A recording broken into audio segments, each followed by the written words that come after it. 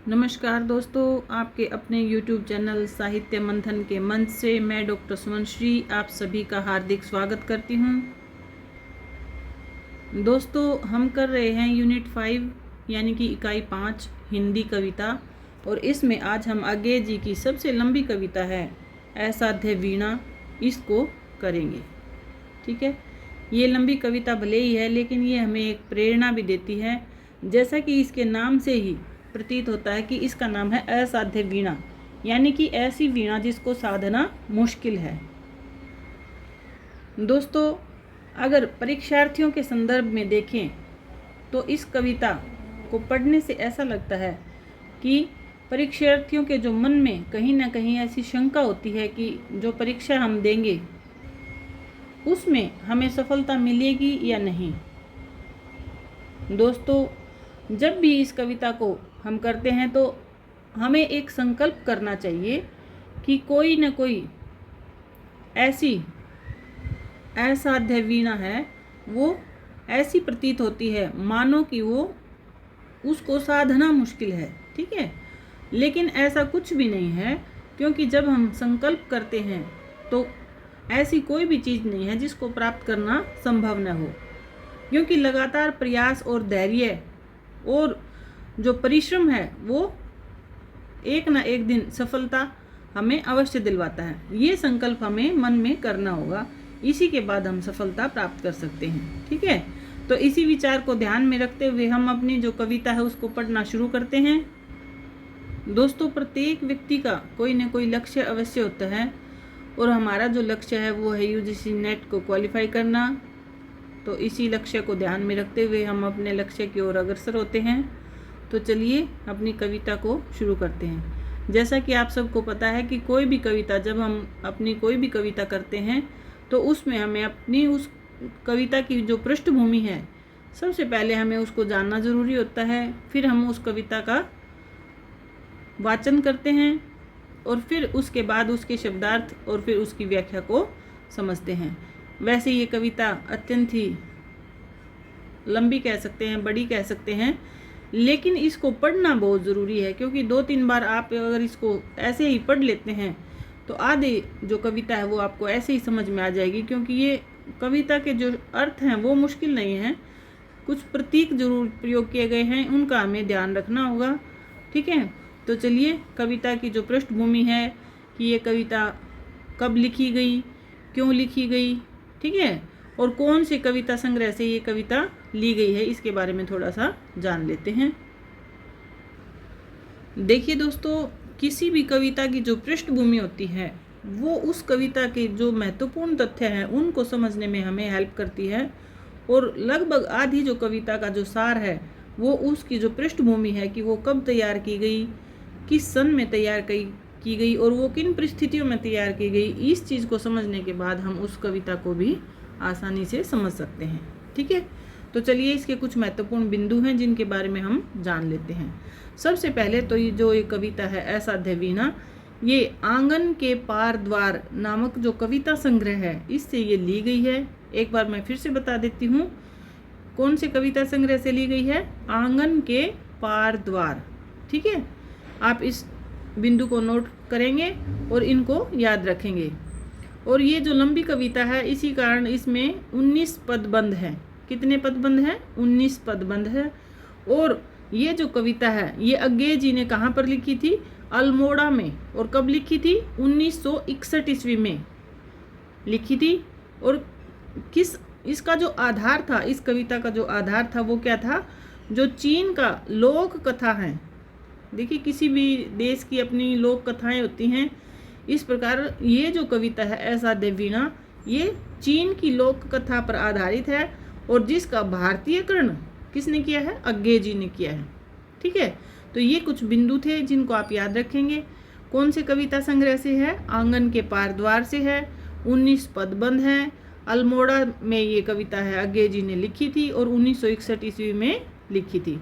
और ये इसका जो आधार है वो क्या है? चीन की लोक कथा है। ठीक है, और ये जो इसका जो ये नाम है असाध्य वीणा, ये क्यों पड़ा, इसके बारे में भी थोड़ा सा जान लेते हैं। इसके बारे में एक कथा है, छोटी सी है, मैं उसको आपको बता देती हूँ, जिससे आपको याद रखने में आसानी रहेगी। ठीक है, इनके जो नाम हैं ये थोड़े से मुश्किल हैं, आप इनको एक शॉर्ट नोट के रूप में आप नोट कर सकते हैं, जो आपको एग्ज़ाम टाइम में यानी परीक्षा के टाइम में आपको रिवीजन में हेल्प देंगे। ठीक है, तो इनका नाम आप नोट कर लेंगे। ये जो कथा है ये किस प्रकार है, एक बार इसको देख लेते हैं। लुंगामिन खाल, ये जगह का नाम है। लुंगामिन खाल में एक विशाल वृक्ष था। ठीक है, वृक्ष यानी पेड़, और वो पेड़ किस चीज़ का था? कीरी का। याद रखेंगे, की और री, कीरी, कीरी का वृक्ष था। कई बार हमारे जो प्रश्नोत्तर हैं उसमें ही पूछ लिया जाता है कि जो असाध्य जो वीणा है वो कौन से वृक्ष के लकड़ी से बनाई गई है। तो कौन से वृक्ष की लकड़ी से है? ये कीरी के वृक्ष की लकड़ी से ये जो वीणा है उसका निर्माण किया गया है। और ये कहाँ पर था? लुंगामिन खाल में था, यानी जगह का नाम है। ये कहाँ की है? ये चीन में है। ठीक है, और इस जो वीणा को जो अनेक वादक कलाकार थे उन्होंने इसको बजाने का प्रयास किया, लेकिन वे सब क्या रहे? असफल रहे। ठीक है, इसीलिए इस जो कविता का नाम है वो असाध्य वीणा, जो अज्ञे जी ने इसका नाम रखा है।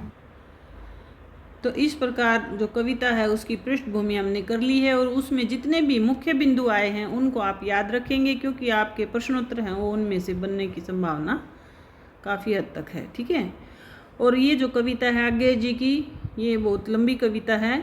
जैसा कि मैंने आपको पृष्ठभूमि में भी बताया कि इसमें 19 पदबंध हैं। ठीक है, और ये 1961 ईस्वी में लिखी गई, और इसके जो आधार है वो है क्या है? चीन की लोक कथा। इन बिंदुओं को आप ध्यान में रखेंगे, और जो कविता है उसको भी आप एक बार देख लीजिए। आपसे कविता का जो शब्दार्थ हैं वो नहीं पूछे जाते हैं, आपसे केवल आपसे जो कविता है उसमें जो प्रतीक हैं कि कौन सा जो प्रतीक है वो किसके लिए प्रयोग किया गया है, इस तरह के जो प्रश्न हैं आपसे पूछे जाते हैं। लेकिन आप 2-3 बार आप इस कविता को एक बार पढ़ लेंगे तो आपको पता चल जाएगा कि इस कविता में मुख्य जो बिंदु है वो क्या है। ठीक है, तो ये कविता है, ये अज्ञे जी की एक लंबी कविता है जो मैं आपको दिखा रही हूँ। आप इसको 2-3 बार ज़रूर पढ़ लें, और इसका जो सारांश है वो हम कर लेंगे, ताकि आपको इसका जो भाव है वो समझ में अच्छे से आ जाएगा। ठीक है, तो ये एक बार मैं आपको पूरी कविता है वो आपको दिखा देती हूँ। आप एक बार इसको ज़रूर देख लें और 2-3 बार आप इसको पढ़ लें। ठीक है, तो ये पूरी कविता है, ये इस पूरी वीडियो में मैंने आपको यहाँ तक दिखा दी है। देखिए, तो इस कविता में ऐसे कोई भी कठिन शब्द नहीं है जो आपको समझ में ना आएंगे।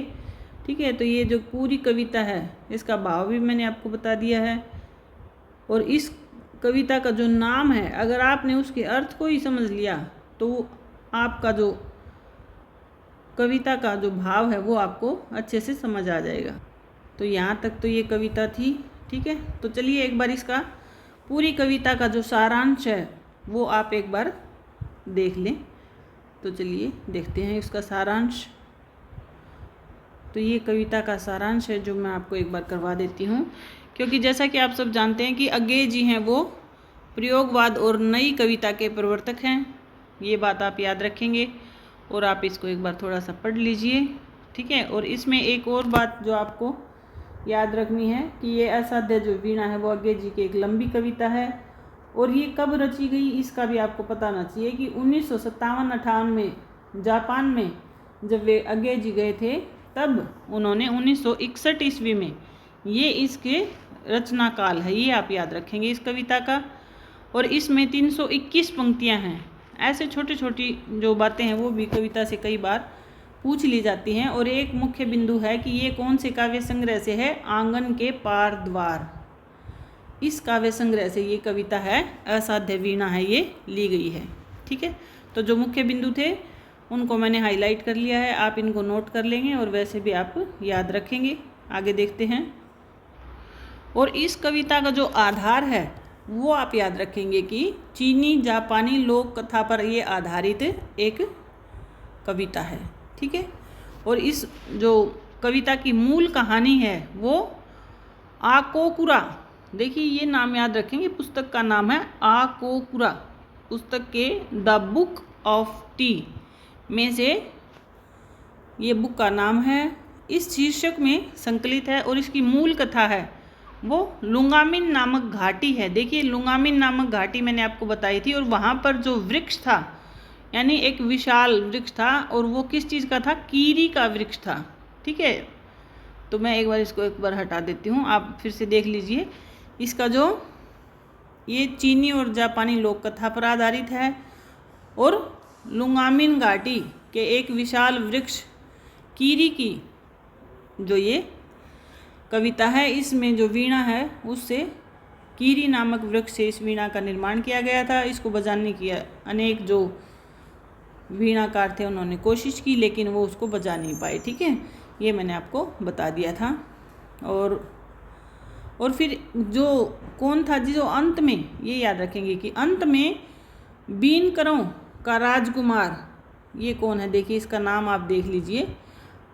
बिनकरों का जो राजकुमार था पीवो, ये नाम याद रखेंगे, और वो बिनकरों का राजकुमार था। अंत में ये है वो इस वीणा को साध पाता है। ये क्वेश्चन बन सकता है आपको लुंगामिन घाटी के कीरी नामक वृक्ष का और चीनी जापानी लोक कथा का, ये आपके प्रश्न बनेंगे, आप इनको अच्छे से याद रखेंगे। ठीक है, और फिर आगे आप क्या याद रखेंगे, पढ़ लीजिए इनको एक बार, लेकिन जो मेन जो चीज़ें हैं वो मैं आपको बता देती हूँ। ठीक है, ये एक ध्यान संप्रदाय है, ये जैन और जैन जो संप्रदाय में प्रचलित है, कि ये सब आपको वैसे पढ़ लेनी चाहिए, लेकिन ऐसे क्वेश्चन नहीं बनते हैं। जो मैंने आपको बताए हैं उनको आप ध्यान रखेंगे। ठीक है, सत्य का ज्ञान ही वास्तव में आत्मज्ञान है, और इस प्रकार से ये कथा, यानी कि ये एक जो चीनी जापानी लोक कथा है उस पर आधारित ये कविता लिखी गई है। 1961 ईस्वी में इसको लिखा गया था, और कहाँ लिखा गया था, अल्मोड़ा के कॉटेज में, और 321 पंक्तियाँ इसके अंदर हैं। और क्या है इसका, और देखेंगे कि इसमें ये आंगन के पार द्वार इस काव्य संग्रह से ली गई हैं। ये जो मुख्य बिंदु थे ये आप याद रखेंगे। ठीक है, वैसे तो इसमें से और ऐसा कोई जो प्रश्न है वो नहीं बनता है, लेकिन जो मुख्य बिंदु थे वो मैंने आपको दिखा दिए हैं, तो आप इनमें से नोट कर लें। और जब ये सारी कविताएं हमारी कंप्लीट हो जाएंगी तो हम एक इनकी प्रश्न सीरीज लेकर आएंगे, प्रश्नोत्तर सीरीज, जिनमें आपकी ये सारी जो जितने भी इनमें से प्रश्न बनेंगे वो सारे मैं आपको एक सीरीज में करवा दूंगी। ठीक है, तो आप उस कविता को आप 2 बार ज़रूर पढ़ लें, क्योंकि कई बार आजकल जो परीक्षा में आपसे पंक्ति की जो 4 लाइन दे दी जाएंगी और उनका क्रम ही पूछ लिया जाएगा कि ये क्रम से लगाइए। ठीक है, तो आप कविता को ज़रूर पढ़ लें। ठीक है, तो चलिए मिलते हैं आगे जी की नेक्स्ट कविता के साथ, तब तक आप पढ़ते रहिए और इन जो मुख्य बिंदु हैं इनको आप नोट करके याद करते रहिए और अपने लक्ष्य की ओर अग्रसर रहिए। ठीक है, तो चलिए मिलते हैं, धन्यवाद, जय हिंद।